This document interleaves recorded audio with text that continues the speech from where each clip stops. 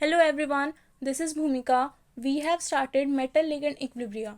Now, fourth topic of this unit is trend in stepwise or successive formation constant. इससे पहले हम क्या पढ़ेंगे कि हमारा स्टेप वाइज फॉर्मेशन कांस्टेंट क्या होता है. लास्ट वीडियो से पढ़ते आ रहे हैं. स्टेप वाइज फॉर्मेशन कांस्टेंट क्या होता है हमारा, जिसके अंदर नंबर ऑफ स्टेप्स अवेलेबल होते हैं. It can be 1, 2, 3 and so on. यहाँ पे हमारा एक स्टेबिलिटी कांस्टेंट होता है, या फिर हम कह सकते हैं इक्विलिब्रियम कांस्टेंट. उसे हम किससे रिप्रेजेंट करते हैं? के से रिप्रेजेंट करते हैं. अब हम बात करते हैं ट्रेंड्स के बारे में. ये जो क्वेश्चन आता है वो कैसे जाता है, डायरेक्टली पूछ लिया जाता है एग्जाम में आपसे कि ट्रेंड्स बताओ स्टेप वाइज फॉर्मेशन कांस्टेंट के, या फिर हमें कॉम्प्लेक्स के थ्रू पूछ लिया जाता है. यहाँ पे मैं आपको दोनों ट्रेंड के एक एक कॉम्प्लेक्स कराऊंगी. उसकी हेल्प से आप बाकी ये जो कॉम्प्लेक्स आएंगे उसको ईजिली कर पाएंगे. तो बात करते हैं हम ट्रेंड्स के बारे में. फर्स्ट ट्रेंड क्या है यहाँ पे, K1 is greater than K2 is greater than K3 up to Kn-1 is greater than Kn. ये ट्रेंड आया हमारा. कैसे आया ये ट्रेंड उसे हम समझेंगे.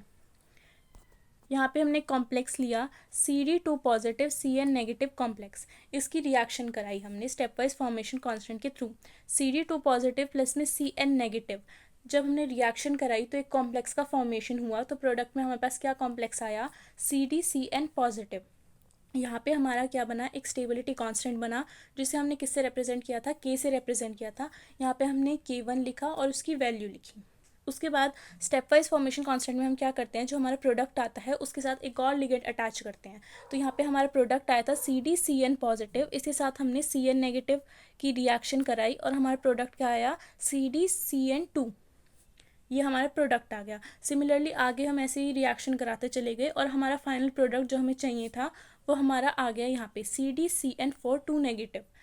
यहाँ पे क्या हुआ, हमारे डिफरेंट स्टेबिलिटी कांस्टेंट बने K1, K2, K3, K4, जिससे हमने उससे रिप्रेजेंट करा था. तो यहाँ पे K1 की वैल्यू क्या है, 10 टू की पावर 5.48. K2 की वैल्यू क्या आ गई, 10 टू की पावर 5.12. K3 की वैल्यू क्या है, 10 टू की पावर 6.5. आप देख रहे हो कि ये वैल्यू जो है वो डिक्रीज होती चल रही है जैसे जैसे हमारी स्टेबिलिटी कांस्टेंट की वैल्यू इंक्रीज हो रही है. K4 is greater than 3.55. इससे हमें क्या पता चल रहा है, जैसे जैसे हमारा स्टेबिलिटी कांस्टेंट इंक्रीज होगा तो उसकी स्टेबिलिटी की वैल्यू उतनी ही ज़्यादा डिक्रीज होती चलेगी. यहाँ पे सबसे ज़्यादा स्टेबिलिटी की वैल्यू किसकी है, K1, फिर K2 और फिर K3. इसी वे में हमने यहाँ पे ये ट्रेंड लिखा है. ओके. अब हम बात करते हैं हमारे ओवरऑल फॉर्मेशन कांस्टेंट के बारे में. अब हमने इसका ओवरऑल फॉर्मेशन कांस्टेंट निकाला β4. तो हमने β4 निकालने के लिए क्या किया है, ओवरऑल फॉर्मेशन कांस्टेंट को हम बीटा से रिप्रेजेंट करते हैं. लास्ट वीडियो में हमने पढ़ा था K1 into K2 into K3 into K4. तो यहाँ पे हमारा जब बेस सेम होता है तो हमारी पावर्स क्या हो जाती हैं, ऐड हो जाती हैं. तो यही हुआ यहाँ पे. और हमारा ओवरऑल फॉर्मेशन कांस्टेंट क्या आ गया, 10 टू की पावर 18.8. अब कुछ केसेस में हम एक अनयूजुअल ट्रेंड देखने को मिलता है, हम उसे पढ़ते हैं. The formation of CdBr4 negative complex ion in a aqueous solution. The formation of CdBr4 2 negative complex with Br exhibit in 4 equilibrium constant.